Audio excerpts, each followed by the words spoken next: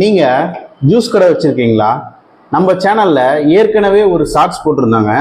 ஏற்கனவே ஜூஸ் கடை வச்சிருக்கவங்க அவங்களோட பிஸ்னஸை டெவலப் பண்றது எப்படின்னு அதை பத்தின வீடியோ தாங்க இன்னைக்கு நம்ம போடுறோம். வீடியோவை ஃபுல்லா பாருங்க. கேட்டதை கொடுக்குமாம் அற்புத விளக்கு வண்டர்லேம்ப் நேயர்களுக்கு வணக்கம்.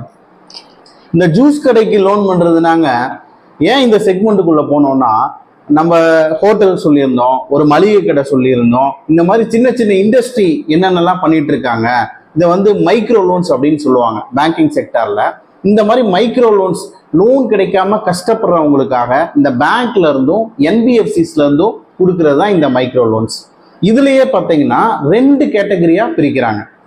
இப்போ ஒரு கேட்டகரி பார்த்தீங்கன்னா, என்கிட்ட எந்த ப்ராப்பர்ட்டியுமே கிடையாதுங்க, ஒன்லி எனக்கு அன்செக்யூர்டா மட்டும்தான் வேணும், அவங்களுக்கு பண்ற லோன்.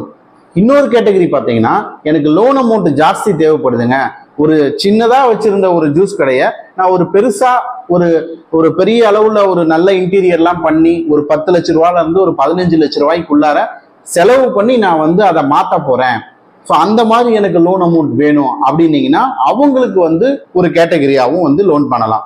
ஸோ அதுக்கு என்னன்னு பார்த்தீங்கன்னா, ஏதாவது ஒரு ப்ராப்பர்ட்டியை பார்த்தீங்கன்னா செக்யூரிட்டியோ கொடுக்கலாம்.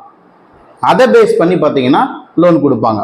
இதுல ஃபர்ஸ்ட் கேட்டகரியை நம்ம இப்ப பார்ப்போம். இந்த முதல் கேட்டகரி பார்த்தீங்கன்னா, ப்ராப்பர்ட்டி எதுவுமே இல்லைங்க, அன்செக்யூர்டாவே லோன் வேணும் அப்படின்றது தான். ஸோ இதுக்கு என்னென்னலாம் தேவை அப்படின்னு பார்த்தீங்கன்னா, நீங்க இந்த பிசினஸ் ஆரம்பிச்சு குறைஞ்சபட்சம் 1 வருஷம் ஆயிருக்கணும்.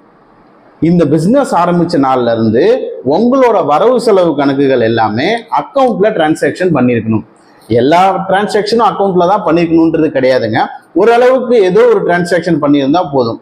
உதாரணத்துக்கு இது எப்படி பார்ப்பாங்கன்னு பார்த்தீங்கன்னா, இப்போ ஜூஸ் கடைக்கு என்னென்ன மெட்டீரியல்லாம் வாங்குவாங்க, உதாரணத்துக்கு ஃப்ரூட்ஸ்லாம் வாங்குறாங்க அப்படின்னா, இந்த ஃப்ரூட்ஸ்லாம் பர்ச்சேஸ் பண்ண டீட்டெயில்ஸ் அக்கௌண்ட்ல இருக்கா, ஸோ இவங்க அக்கௌண்ட்ல இருந்து யார் இவங்களுக்கு ஃப்ரூட் சப்ளை பண்றாங்களோ அவங்களுக்கு பேமெண்ட் போயிருக்கா அப்படின்றத பார்ப்பாங்க.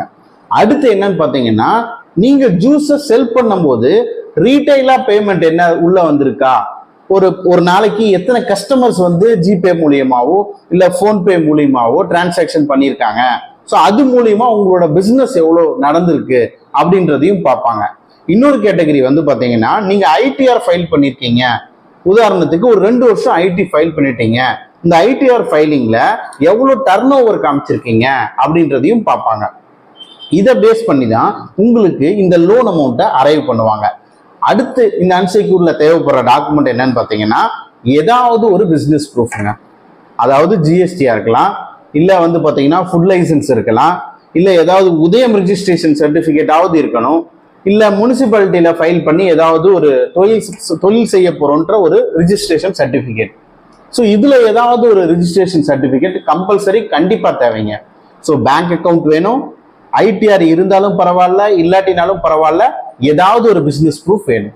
இதை தவிர நார்மலா இருக்கிற PAN card, Aadhaar card, photo, so இது மட்டும் இருந்தாலே உங்களுக்கு அந்த அன்செக்யூர் லோன் பண்ணலாங்க. ஸோ எவ்வளவு பண்ணலாம் அப்படின்னு பார்த்தீங்கன்னா, குறைஞ்சபட்சம் ஒரு 1 லட்ச ரூபாயில இருந்து 4 லட்ச ரூபாய் வரைக்கும் பண்ணுவாங்க.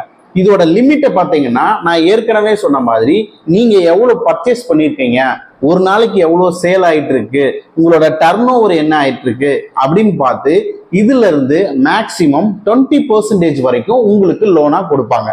ஸோ இதுதாங்க இந்த அன்செக்யூர்டா கொடுக்குற ஜூஸ் கடைக்கு உண்டான லோன். செக்யூர்டு லோனை பொறுத்த வரைக்கும் பார்த்தீங்கன்னா, சேம் இங்க என்னென்ன டாக்குமெண்ட் கொடுக்குறீங்களோ அதே டாக்குமெண்ட் தான் இங்கேயும் கொடுப்பீங்க.